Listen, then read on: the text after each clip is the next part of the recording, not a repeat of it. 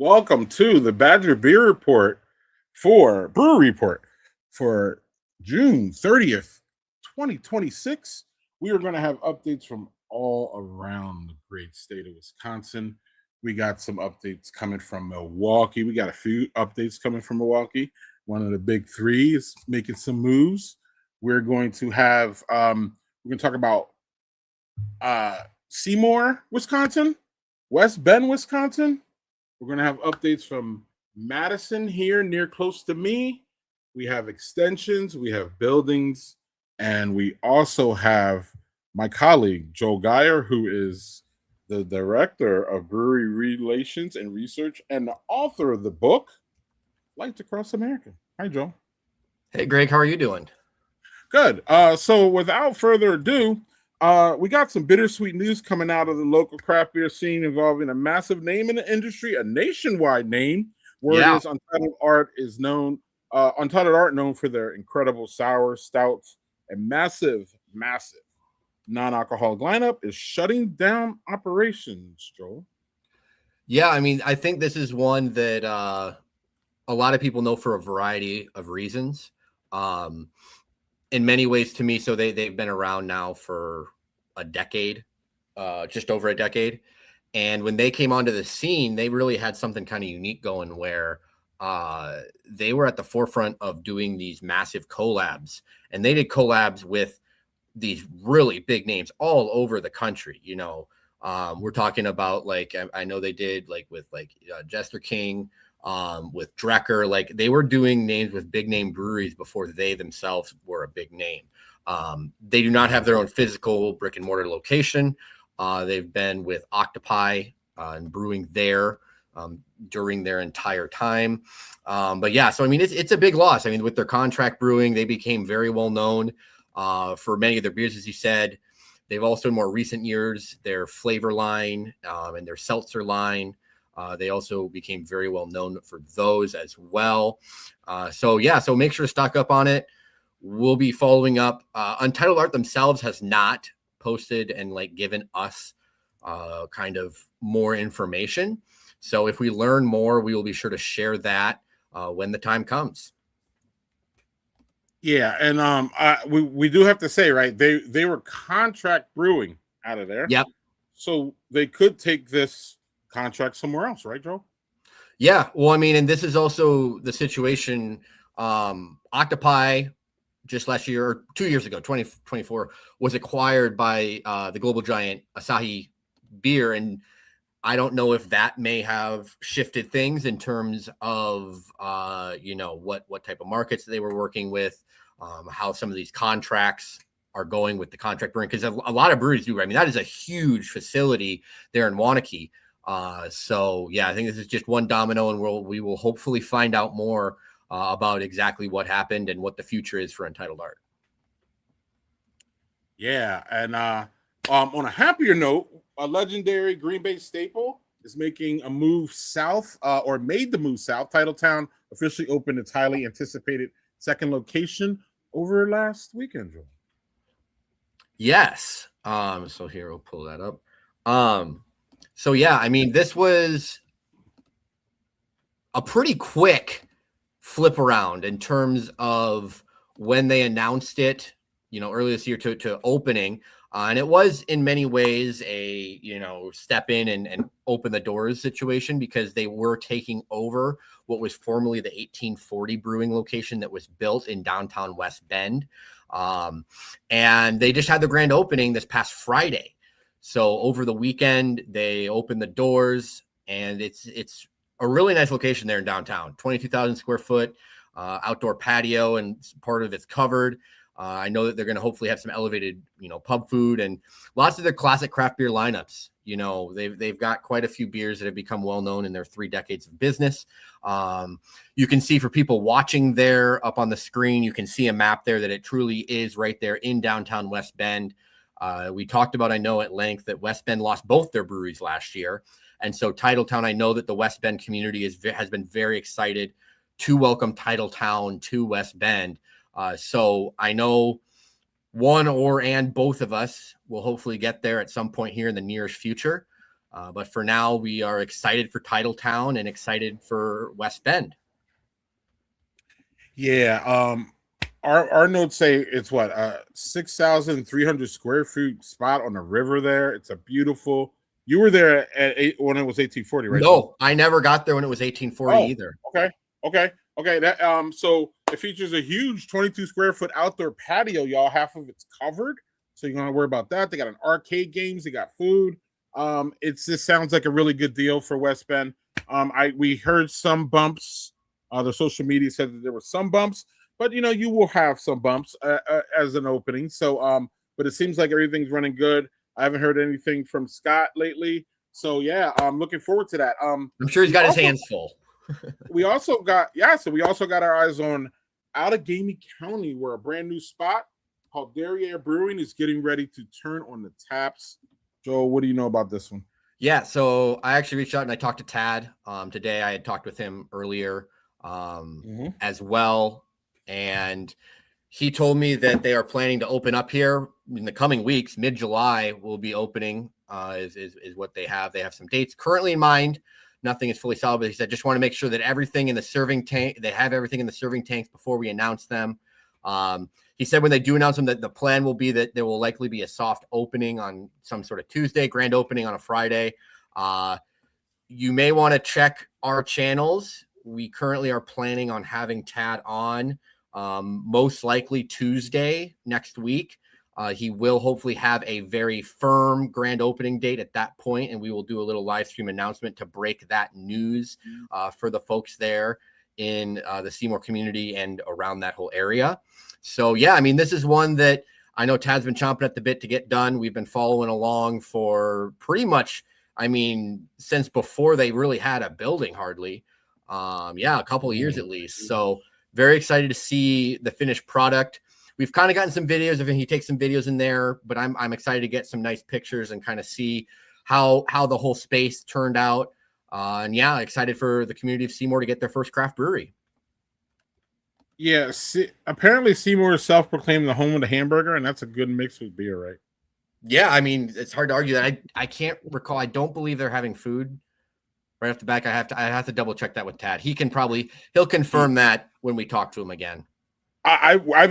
We've been following this tight. He's gonna have pretzels and pizzas and things That's like right. that. Yeah. Until he gets some food carts in and try to establish them. But yeah, so down in Milwaukee, the craft scene continues to expand. We have a familiar face reaching out on his own new project called Treeline Brewing. Joel, do you want to give us a little bit for those who don't know about Treeline? Give us a little bit of background and then tell us what the update is, please. Yeah, for sure. So Treeline, for people that recall, was announced a few months back. This is the project by Nick Guthrie, who was formerly the head brewer at Broken Bat. He also worked at Third Space. So he has his brewing chops, built up around the area here. He is originally from this area. The community, the neighborhood where Treeline is, Enderus Park, is essentially like, I forget if it's the exact neighborhood or like the neighboring neighborhood to where he grew up. So this is an area and a community that he has always had a dream of opening up a brewery in. So it's all very exciting. And I talked to him today to get some updates from him. Okay. And my bad. I'll do it. Yeah, you got it. There you go. So Nick said that got a lot of work going on right now. The floors are being prepped to be refinished.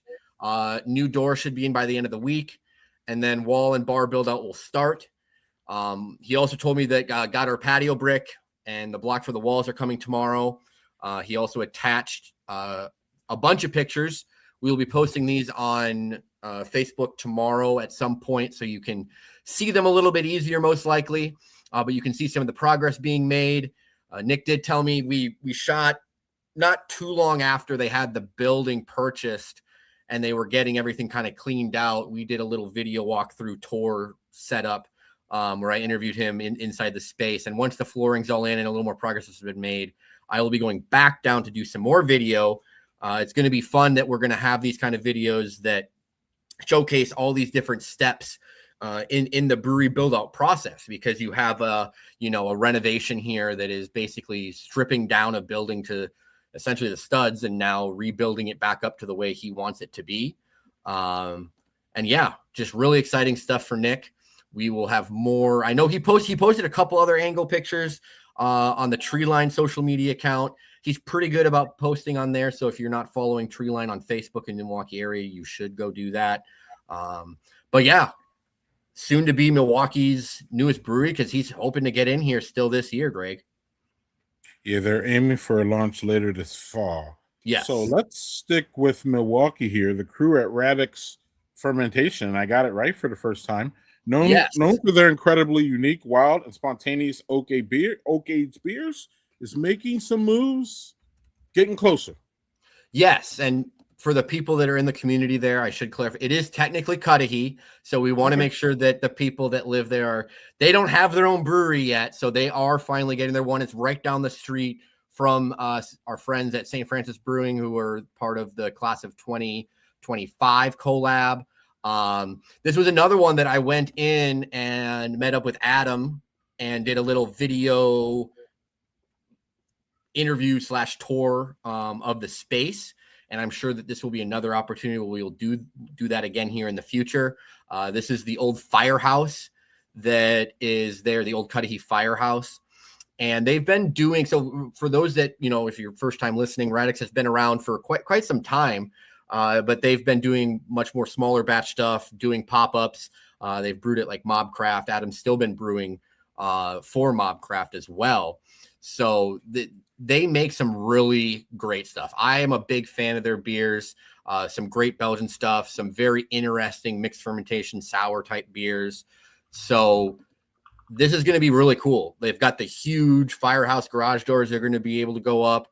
And I guess I should, before I go any further, I should get to Adam's actual quote that he gave me today when I reached out. He said that we've got steady progress in the build out. I'm almost done building our cooler. New floors are done and the drywall is up. Just working on the tile work for the bathrooms and finishing the bar now. It's getting close. So Radix sounds like it's a bit closer to the finish line than Treeline, which makes sense. Radix has been working longer, has been there longer than Treeline. But hopefully Radix is, on the home stretch, or if not on the home stretch, they at least can see the home stretch from where they are. But yeah, very excited about this one. Both of these, like I said, although it's technically Cudahy, it is Milwaukee area here. And it seems like Milwaukee's about to get, two really excellent breweries to open up here before the end of 2026. Yeah. And actually heading back to Milwaukee proper, Milwaukee's absolute icons are getting together getting ready to open an outdoor upgrade just in time for the heat of the summer. What is the latest at Lakefront Brewing? Yeah, so Lakefront has been doing a much needed expansion on their outdoor area. Obviously, people know that they've got the beautiful upper decks and kind of the area right directly along the river. But the Milwaukee Journal Sentinel recently published some additional pictures that showcase the progress that is being made on the outdoor area that is going to be directly adjacent to Lakefront Brewery. For those that have visited Lakefront Brewery, you know that there has been that vacant lot next to the brewery basically forever. And Lakefront has now been able to transform it into what will be a very nice outdoor space. There's going to be picnic tables and just a lot of extra outflow area, which they desperately need, especially for some of their larger events like MyFest that they just hosted when I was there. It was just insanely packed, even like outside, just like standing room only. They need all the space they can get, Greg. And for families, I know this is going to give families a little more space if they want to be outside with the kiddos and everything. And I mean, one of the best parts is you're still right there on the river. So it's going to be a beautiful spot. And I mean, we know Lakefront's an OG. They make amazing beer. And I'm sure that this addition to their venue will be excellent. Absolutely. And so we got a few updates from the Northwoods. Joel, one we kind of slipped on, and we'll get to that in a second. But what we didn't slip on is so there's a rebuild coming, Joel, here with Trap Door. Trap Rock. Yeah, there's something happening here. We lost to January, right? Yeah. So what's going on here? Well, it's interesting. They've got some beer and they're still promoting beer. They've been just kind of promoting some small samples, but because someone asked, where are you brewing and are you still distributing? And neither yet, sir, was the reply. Talking about some of the beers are still on tap. So I'm guessing that was from the previous, when the brewery was still open. There's not concrete information in terms of where this is headed, on if this is going to be a full resurrection, if this is going to be a contract situation where they get a little bit of beer out in distro, or if this is just, going to kind of be however he wants to do, small batch type of things. But either way, we will be keeping our eyes on Trap Rock, because like we said, we covered them as when they closed, and it seems like they are, the nails are not in the coffin quite yet, it would seem. And listen, let's take it all as a whole here quick, because we had some nerve transferring. We have what's the one in Osseo? I'm Northwoods rebooting themselves. Yeah. Yes, we posted something there. And the one that we dropped the ball on, and it's my fault, actually, I will take full responsibility, is Round Man got sold and now is at the Smokehouse. And I should be visiting there. We'll get to that in a second. I should be visiting there this weekend, so we'll get a full update on the ground. I don't know if I'll be able to meet anybody there, but what I will do is have some barbecue and taste the Round Man beers. So I will give you a full update on that. But Round Man did a little dance too. Yeah, we did. We didn't lose one. Right. So like it seems like the Northwoods are circling the wagons, for lack of a better word, and doing their best not to lose any, if that makes sense. We got transfers, we got revivals. So there's a lot of really interesting things going on in the Northwoods up there, Joe. Do you have any comments on Round Man or any of this in general?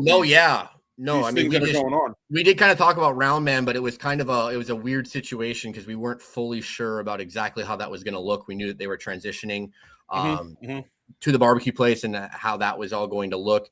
And yeah, I mean, some of them obviously, like Northwoods, is a full like rejuvenation, and then some nerve. The sale was not because of issues within the brewery; it's because our good friends, decided it was time to retire. And kudos to them. So that was a good situation where someone seemingly wanted to be able to step in, and it seemed like a good match. So yeah, we're happy for all the Northwoods breweries that are, continuing to make progress up there. Yeah. Too many times we see a brewery go and not really actually get to, get to sell. We've seen a bunch not be able to sell, and we have a bunch on the market now that haven't sold, for lack of a better word, or, you know what I mean? So, I'm just grateful for, and I think, especially the small communities in the Northwoods should be grateful for all these revivals and all the ththings that are being happening to keep those brands and those community spaces open. So, speaking of brands and community spaces, Joel, we have a surprise announcement for y'all, and a surprise guest. Surprise guest. But the surprise announcement, y'all, is that we have a collaboration here with our friend Trevor at Inventors Brew Pub, and we're going to bring Trevor on right now to tell us all the details. Wait, Trevor's head is okay. I see it. Okay. I didn't see it in the when you were in the green room. I just saw this. Hey, Trevor, how you doing? Nice to see you. Good to see you guys. How are you? Good. So, Trevor, about what was it last year?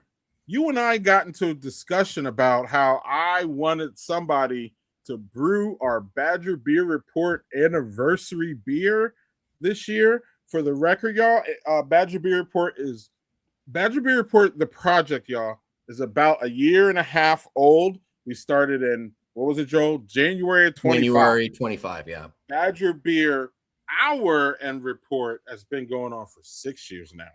So this is the first time that I've been wanting a collaboration beer, and Trevor and I talked about it, and Trevor's like, let's brew two. Like, Wait, I was like, I just want one, and Trevor's like, let's go with two. So we came up with two ideas. One of them I came up with, and the other one this guy over here came up with, and you're gonna be really surprised that what Joel came up with because y'all know who Joel rolls with. But this is Joel rolls with a lot actually. How about that? But Joel does have his favorites. But Trevor, again, thank you for joining us. And do you want to take the story from here? Oh my, what's going on? Yeah. Well, there's a lot of cool things about this. I think the number one thing obviously is that it's an all Wisconsin Pilsner. So we used malt from Sheboygan. There it is, laminar flow. We used malt from Sheboygan. We used hops from Wisconsin Hop Exchange. We used yeast that was cultured in Wisconsin by Nick over at the Yeast Bay, which you used also in your class of 2025 collaboration, and obviously water. So that's super cool. I think it's not easy to pull off an all Wisconsin beer. Period. Yeah, and before we got to the beer, let's talk about real quick. We'll bring back Joel for the second beer, but let's talk about the inspiration. So the inspiration was Trevor and I were going back and forth, and I proposed Trevor that we that the Turbo Tap, y'all, is so the Turbo Tap is an invention that was invented here in Wisconsin. And the premise of that, y'all, is this. Matt Yankel. Am I saying Yankel, right? I'm saying his name right. Yes. He was a student, y'all, at he's a student at UW. And he was waiting in line at the terrace for some beer. And he was like, the lines were too long. I don't know if y'all been in the terrace, but before the Turbo Tap, the lines were long. You would be waiting. So he and a bunch of his boys got together and built a better tap. It's called the Turbo Tap. And what happened was this thing took off, and now it's in the United Center. Now it's in Wrigley Field. Now it's in major stadiums where we need that beer to be pumped out fast, right, Trevor? So Trevor was like, it'll fill a pint in like 2 seconds. It's insane. Yeah. So, since Trevor works for Inventors Brew Pub out of Port Washington, Joel and I wanted to approach him with two Wisconsin inventors. Y'all know how passionate Joel and I are just about Wisconsin history and all that. So that's where the idea came from. Trevor, do you want to expound any more on what I missed about the inspiration for this beer? And then if you want to get back more into it. I think certainly one of the coolest things about it is that, for the most part at Inventors, we name beers after inventors that are dead. And in this case, it's kind of exciting to name a beer after somebody who is alive. Amen. That's super cool. I mean, he's a super nice guy, and it's been a lot of fun just going back and forth with him and talking about it. Yeah. So let's just talk about real quick, and then we'll get Joel on here to talk about quote his beer or the beer that he helped you formulate with. But I like how you locked in a room for a while. Yeah, we got this is gonna be so the beer is gonna be dropped on July 31st, y'all, in Port Washington. And this is gonna be an event, Trevor, because our inventor's coming in potentially in a different way than driving, right? There is the potential that he will bring his sailboat up. He loves Port Washington. He loves sailing into Port Washington. It's a great harbor, and so there's potential that he may sailboat up, which is pretty cool. Yeah, we'll be down there. We'll be there tracking all that, and then once he comes, he's going to give a presentation right about the Turbo Tap, and we're going to have some back and forth. Yeah. So he's going to speak for about 20 minutes or so about the Turbo Tap. I'm sure he has not told that story very often, at least not in the recent past. So I'm sure he'll be excited to talk about laminar flow and fluid dynamics and all the cool things that inspired the Turbo Tap for sure. Yeah. Yes. And I think we can say that, of course, y'all, we're trying to get this beer at the Memorial Terrace. Things are in the works for that. Yeah, if you So buddy, come on now. yeah, Let's get it on tap. More yeah, people. that'd be great because that's where the inspiration started. So it's time to bring Joel back here. And Joel, what is the inspiration? And y'all, I'll drop out of here and y'all can talk about the second beer. So this beer, Trevor, the laminar flow was brewed on your bigger batch system, right? That's correct. The Pilsner was made on it's a little bit over 10 barrels. And we'll be able to see maybe some of that at the Great Taste of the Midwest. Oh, definitely. You would definitely Oh, get some at the Great Taste of the Midwest, for sure. oh. Well, on that note, I'll let Joel take over from here. Yeah, because so Greg knows I'm a big, simplicity lager guy, but I also do enjoy some fun beers. And part of it was looking into inventions in Wisconsin that maybe dealt with, some sort of food product. And lo and behold, that led us to William Horlick, who got the patent for malted milk down in Racine. And folks down there may even know that, William Horlick has an entire high school named after him in Racine. So, he's still a pretty big deal down there. But I'm also just a big fan of malted milk. Growing up, I loved it. Could not get enough of it. And not just talking like in malts, like an ice cream. I could just eat that crap plain. I was obsessed with it. And so we talked about, well, what can we do? Obviously, it wasn't that hard of a decision once we kind of thought about the malt to decide what route we were going to take in terms of it being a stout. And then I think when we talked about it, you kind of wanted to lean into it because it is, malted milk is now, it was not always the case, but it is now often associated with desserts with like malts and, all that kind of good stuff. So we kind of wanted to lean into it being kind of a dessert pastry stout. But when I approached you about this idea, what was kind of your first thought in what the beer would look like? Oh, well, so you're familiar with Breeze Malting, which is out of Manitowoc and / Chilton. And they always are handing out the most amazing malted milk balls ever. They're crazy good. And so that's what I always think of because I grew up on malted milk balls. Like they were just whatever. They weren't very exciting. But these things are like the gourmet version. And so that's what I was like, oh, I would love to do a pastry stout like this. And so I happened to be at CBC in Philadelphia, talking to the guys, talking about this beer, whatever, and they sell the malted milk powder. So normally when you make a pastry stout, you're going to use lactose in it.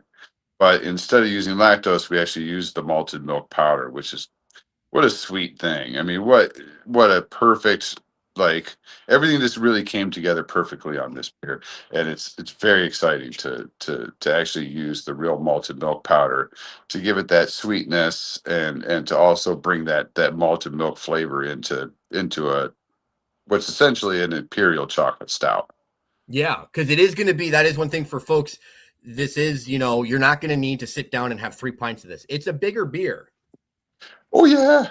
Oh yeah, it's getting bigger all the time. So one of the things that there's this concept called chaptalization, where over time you feed a little bit of sugar to the beer. It kind of re-energizes the yeast and it eats that sugar and just kind of like you kind of like just sort of toy with it and keep that beer rolling. And so what was going to be like a 9.5 10% beer is now more like an 11, maybe 11.5% beer. Well, this is going to be a big boy.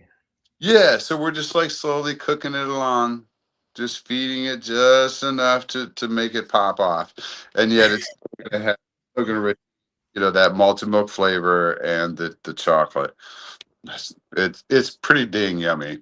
Yeah, I mean, and for people though, like Greg was talking about the laminar flow being on the bigger system. This is going to be a more limited availability beer. So if you want to have Williams malted pastry stout, you should probably for sure come to our event July 31st.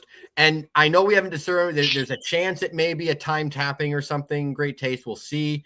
But if you want to be certain to try it, I would come on July 31st and order it. And we'll see. We may even have some malted milk balls, some malt ring. We'll see. We're gonna have some fun with it because it is a fun. It's supposed to be a fun beer. Because then I think that was one thing with these collabs that we kind of had the yin and the yang with, is that we have the more traditional, the beer flavored beer, and then we have something that just is, on the other end of the spectrum. It's not completely, crazy, but it certainly is not your typical beer by any stretch of the imagination. Yeah, exactly. I mean, yeah, that's a really cool way to put it, because we're definitely thinking about like having something that's very, Pilsner. It's very traditional. It's very, in the box. Although this one is a little bit different, and I think people who get a chance to try the pils will not only enjoy it, but also be, hey, this is just a little bit different than some of the other pils I've had around the state. But then also to have like the crazy beer on the side, which is fun and interesting and decadent. Yeah, well, I mean, and that's the one that you might want to do an 8 or 10 ounce pour of the pastry stout, and then you can order a pint or two of the, the Pilsner. And or actually, you may want to do the Pilsner first, depending on how your palate adapts to the, the big stout. But you can probably, you'll be fine either way. I'm excited to try both of them. I know, obviously, like I said, I was the one that kind of spearheaded and talked about the malted pastry, but I'm just as excited for the German Pilsner. The entire Wisconsin ingredient angle is so much fun. And yeah, I mean, like I said, we'll be promoting it, but July 31st, people need to be there to be able to try both these beers, because especially the Williams malted pastry stout will not be sticking around for a super long time. Yeah, especially if a lot of people show up. I mean, that's definitely the kind of beer that we will go through very fast. So yes. If folks want to try it, I would highly suggest showing up for the event on the July 31st. It pops off at 4:00. Is that correct? Greg, do you have the exact time? Is it 4 or 5? Something like that. What we need to do details. Well, what we need to do is we'll make an event and we'll invite everybody. Just hold up fingers. 4 or 5. 4, 10. 4 to 10. 9, 8. 7. Just show up on July 31st, pitch a tent. Just show up in the morning on July 31st and hang out. Port Washington is a beautiful city to hang out. Just hang out for the day and just continuously wander by. You're right there on the harbor by downtown. Just wander by Inventors, and whenever you see Greg and I wandering in, then you know it's go time. Right. Or the big sailboat rolling into the harbor. Yeah. You'll know. Then you'll know. That'll be your sign. All right, Trevor. Thank you. We'll see you soon. Talking. Check. He's saying something. Yeah. Can you hear it? No. See ya. Yeah. Well, we were saying that we appreciate you coming on to pop on here and talk about the beers. And I know that we will be seeing and talking to you again here soon. Yeah, totally. Thanks for having me on. Awesome. Talk to you later, Trevor. Cheers. Oop. All right. And can you hear me now? Yeah, no, you're good. Yeah. Okay. Yeah. So that's gonna be fun. We'll, so fun. Keep your eye out on our social 11%, media. Greg. Keep your eye out on our social media, on Venters and us. We'll get those details for you for the 31st, Friday, July 31st in Port Washington. The big Badger Beer Report party goes off. Yes, yes, yes. And so speaking of parties, Joel, we have some July anniversaries to celebrate. Yeah, July is another big month for anniversaries. Not quite as big as last month in June, but still quite a few, including 3 from last year, 2 of which were secondary locations. But our friends up at Sway, congrats, Matt, celebrating his 4th anniversary this month. I'm a big fan of Sway, or I guess technically it's still going to be next month, but essentially this month. Potosi is 2008. People forget, down there in the far southwestern corner of the state. Good friends at Venture, One Barrel, we're covering their expansion right now into De Pere. So, and all topsy-turvy that we are going to be doing kind of the collab off that we talked about for Great Taste. Eagle Park with their move to Muskego. So yeah, lots of great breweries celebrating this month. Be sure to check them out. Many of them will have events at some point this month, I am sure. So, whether it's Facebook or Instagram that you get your updates, you be sure to follow along with your local breweries for that. The most ironic one is agonic. Yeah. So, yeah, that's a fun one for sure. So Joel, you have some things you want us to keep an eye on. Yeah, so I mean, these are just a couple. Nicolay Ale Works, that's another the De Pere brewery. I was reached out to them here just a few days ago, and they're making good progress. They don't have anything super substantial. They told me to reach back out kind of into late next month into August, and we will hopefully have more information then. We don't have a specific timeline yet with Turtle Stack with their new facility there in Alaska. Ope, I know is, I'm sure they're closing in on Appleton. Solemn Oath, I've reached out again. We still do not have a lot of word on that. But then Foxtown, every time I drive into downtown and down to the lake in Milwaukee, I'm driving by and seeing the steady progress being made along the river. And yeah, I'm so excited about that one when the time comes for them to open. Okay, I was wondering, that was the one I was like, wait, why is that one there? That's not going to be here until next year. No, I was like, when I drive by, I continuously see a little bit of progress being made. Again, I was like, why is that there? And that's because Joel's excited. But yeah, y'all got to temper y'all a little bit on that one because it's not as limited as some of the other 27 one, but yeah, it's a 27 one, but it's probably going to be square footage wise, maybe bigger than all the 27 breweries combined. That's a massive, massive project that's been going on forever. When that comes over the gate, it's just going to be wild. So, what isn't wild is this number. Yeah, so this is the updated. It had been, I guess, a little while. I hadn't fully updated the numbers properly until recently. And so this is where we currently stand at 273 overall, 207 of the individual breweries. And then you see we are sitting at 39 for tap rooms and 27 in kind of the other contract category. So some good stuff going on. And yeah, we're just continuing to plug away, and we'll hopefully be adding to those, at least a couple of those numbers here pretty soon. Yeah, and so one of the things that some of the DMs that I get from y'all and some of the inquiries are, we want to know where y'all have been or where y'all go to. Y'all do definitely ask us, places to go when you're, traveling different places. So this weekend I am doing a road trip, y'all. I'm headed up to the western part of Wisconsin there, y'all. You see the green ones are the ones that I'm definitely going to. You're going to see if you zoom in there, which I'm not going to be able to, but it's basically Avery Ale Works and Balsam Lake Market and Oliphant and Agonic, and under there, Chippewa Falls there, that red, that yellow one. Yellow is for, maybe I'll get to it. Definitely under there is Liney Lounge, and then the most northern one is Strongman Barbecue, where the new Round Man is. So that's what I'll be doing this weekend, y'all. I will have updates on that. Check our social media throughout the whole weekend. Starting on Friday, I'll be back on Sunday. So yeah, we'll do that, and then so this is a look at all the stops that I have made this year so far, 2026. Looks like 61. Yeah, I've been getting around, y'all. I'm going for 100. We'll see if I make it. I probably should make it. But this is just the idea of getting to as many breweries and tap rooms as we can, Joel, to make sure we know what's going on. We can't figure out what's going on or know the vibe of the scene if we're just sitting and not moving around. And here's Joel stops here.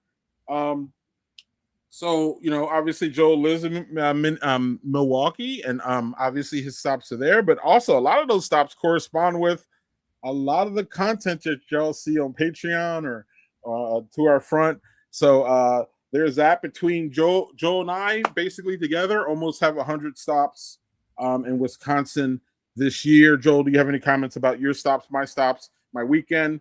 What's going on with the map? We love maps. You're going to be seeing more maps from us. In fact, Joel and I have somehow we have not pushed out as many maps as we want to, but y'all know the opening and the closing map. But we got maps all over the place. What's up, Joel? Yeah, I mean, well, like you said, I mean, it's we do want to get out there because there's only so much that can be done where you're doing like virtual interviews or following accounts on social media, having the boots on the ground, trying the beer directly at the brewery, meeting up with people in person. That is how we want to build Badger Beer Report up. And that's important to both of us, I know. And I feel like that is also how we've been able to make a lot of good connections is by, not only meeting people virtually or meeting people at different events, but then following up and going and visiting these places and spending the time to do so. But yeah, we, continue to get to Wisconsin breweries as best we can and continue to cover them the best we can. And we enjoy doing that and getting to share that with everybody. Absolutely. And it's fun seeing all those dots, Joel. A lot of times we're just going. So it's really fun to see what it looks like. And then I don't know, maybe one day I can get Joel to show his out of Wisconsin one, y'all. Because my out of Wisconsin is like a little yeah, mine's pretty crazy. Joel does, and that's part of the reason why Joel's Wisconsin is tight, because when he's here, you know what I mean, he's home. Well, it's more so just that I have the two kids in school. Yeah. Oh, well, yeah, but again, you get out more than that, though, is the point. Yeah. But it doesn't really matter because whoa, what happened to Joel? Wait, what happened? Did Joel leave? Wait, what's going on? Wait, Joel left. Oh, well, I don't know. I guess he got excited and left. Or I think he hit a button, but no. So wait. Oh man, I lost the Brewery Report. Here comes Joel. Yeah, so look, you get the guys talking about breweries and he gets really excited. It booted me. I don't know what happened there, but I'm back. Yeah, I don't know what. Yeah, I didn't click anything. My hands weren't even on the computer. But lastly, Joel, before we get out of here, I know you love to talk about Patreon, so let's send this off with that. Yeah, absolutely. People that are listening, following us right now, we are continuing to pump out content on Patreon. It has been, obviously a slow burn. We would love to get more people over there to support us. I have the weekly newsletter that is going out every Thursday with lots of great information, interviews, news stories, beer releases, brewery write-ups, all that kind of stuff. There's other articles that, Greg and I are both writing that are only on Patreon, that are not shared with the general public. There's all sorts of other video content, and a lot of good stuff. And most importantly is that you are supporting Greg and I in doing this and trying to turn this into a real thing. So yeah, we love doing what we do. And we hope that, we can continue to get support from folks that are enjoying it. Absolutely. And on that note, Joel, whether it's where you are visiting or where you're living, be sure to drink local everywhere. Cheers, everybody.